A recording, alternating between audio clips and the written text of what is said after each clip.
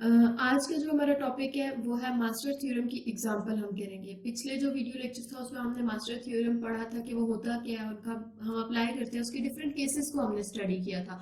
तो आज जो है वो हम उसकी एक एग्जांपल को करेंगे, ठीक है।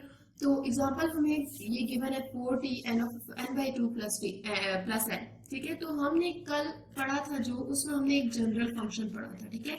तो उसकी जो जनरल टर्म होती है ना, जनरल अगर हम देखें अपनी टर्म तो वो कौन सी होती है, हमारे पास क्या होता है। जनरल टर्म में अगर हम बात करते हैं तो हमारे पास क्या होता है, a T n/b plus function, ठीक हो गया। अब यहाँ अगर इस एग्जांपल के थ्रू देखें तो हमारे पास ए वाली कौन सी वैल्यू है, 4, ठीक हो गया। ए वाली हमारे पास कौन सी वैल्यू है, 4 है, ठीक है। और बी वाली कौन सी वैल्यू है, वो हमारे पास क्या है, 2 है, b इज इक्वल्स टू 2। और फंक्शन हमारे पास क्या है, वो फंक्शन हमारे पास है n, ठीक हो गया। अब हमने ये बात की थी कि एज्यूम, सबसे जो पहला स्टेप होता है हम क्या कर लेते हैं, एज्यूम कर लेते हैं कि हमारा a ग्रेटर है 1 से और b ग्रेटर है 1 से, ठीक हो गया। a ग्रेटर और इक्वल होगा 1 से और b ग्रेटर होगा आपके 1 से। अब देखिए, अब आपने सबसे पहले चेक करना है क्या आपका a ग्रेटर और इक्वल है 1 से, b ग्रेटर है 1 से, कंडीशन हुई यहाँ पर ट्रू, तो आपका जो फंक्शन होगा वो क्या हो जाएगा, थीटा n की power k log of p n. अब आपका फंक्शन क्या है, n है आपका फंक्शन। तो आप किस तरह से इसको बनाओगे, तो आप n और p की वैल्यू सेट करते हो। मैंने आपको पिछली वीडियो लेक्चर में बताया था कि ये सारा काम किस तरह से करते हैं।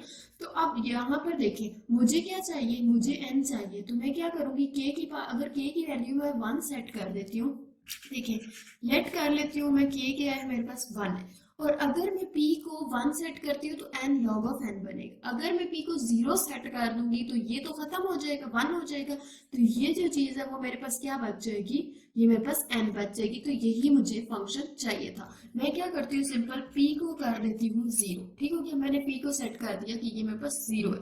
अब हम इस फंक्शन के अंदर इसको पुट करते हैं, तो मेरा फंक्शन क्या होगा, थीटा n की पावर 1 log ऑफ 0 n। तो ये मेरे पास ऑटोमेटिकली क्या बन जाएगा, n बन जाएगा। अब हमारे पास फंक्शन तो हमने कहा ठीक है भाई, k भी सेट हो गया, p भी सेट हो गया। अब जो नेक्स्ट है, हमने केसेस लगाने हैं। केसेस के लिए लाजमी होता है कि हम सबसे पहले क्या निकालेंगे, log a b, और उसको k से कंपेयर करेंगे। k की वैल्यू क्या है, 1। अब हम log a b निकालते हैं। log ऑफ a क्या है हमारे पास, 4, और b क्या है हमारे पास, 2 है, ठीक हो गया। हमें गिवन है कि log ऑफ 4 2। अब जब हम इसको कैलकुलेट करेंगे तो वो हमारे पास आएगा 2। अब 2 आपके पास क्या है, ग्रेटर है ना 1 से, ग्रेटर की कंडीशन है आपके पास। तो आप क्या सिंपली करेंगे कि 2 ग्रेटर देन 1 है, ठीक हो गया जी। ग्रेटर की हमने केस के लिए क्या पढ़ा था, अगर हमारे पास log of a b greater होता है, अब देखिए हम क्या लगा देंगे यहाँ पर, केस 1 को लगाएंगे, ठीक है। हम क्या लिखेंगे, सिंपली हमारे पास केस 1 लगेगा यहाँ पर, ठीक हो गया।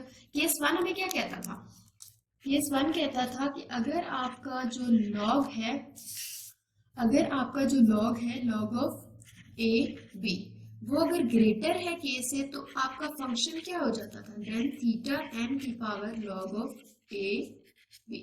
यही आता था ना आपके पास। अब आप देखिए, आपने इसके अंदर पुट करना, आप क्या कहेंगे, आप केस 1 के थ्रू आपके पास ये वैल्यू ग्रेटर थी, तो आप कहेंगे कि आपके पास फंक्शन क्या बनेगा, थीटा n की पावर log ऑफ a भी आपने क्या निकाला हुआ था, यहाँ से 2 निकला हुआ था ना, तो आप वैसे लिख भी सकते हैं log ऑफ 4 2।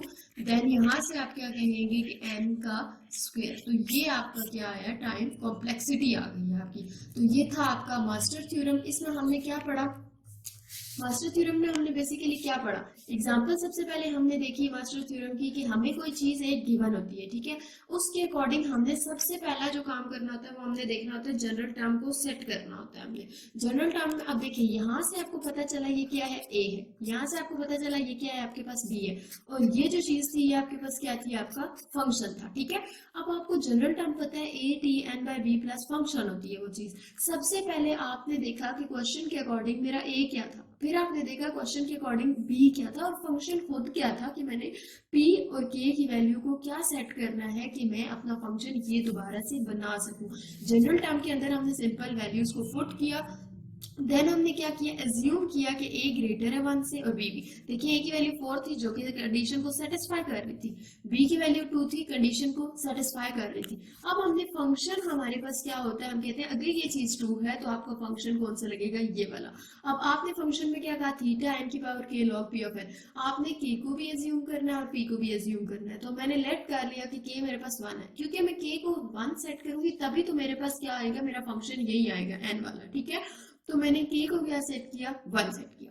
p को देखिए, अगर मैं यहाँ पर p को सेट कर देती ना, लेट सपोज 1, तो तब मेरे पास ये फंक्शन क्या बनता, तब मेरे पास n की पावर 1 इसी तरह log ऑफ 1 है। तो ये मेरे पास वो फंक्शन ना बनता जो मुझे फंक्शन चाहिए था, मुझे ये फंक्शन चाहिए। तो मैंने क्या किया, p को 0 सेट किया।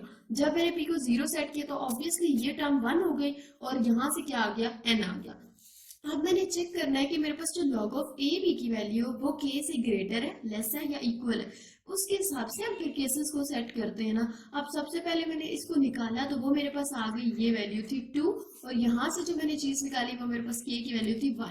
अब 2 ग्रेटर था तो हमने केस 1 ग्रेटर के लिए लगाया जाता है, केस 2 इक्वल के लिए, और केस 3 हमारे पास लेस के लिए लगता है। तो केस 1 ऑब्वियसली यहाँ पे लगना था, उसका फंक्शन हमारे पास ये था और उसमें हमने सिंपल सी बात है कि वैल्यूज पुट की और हमारे पास आंसर आ गया। Thank you so much.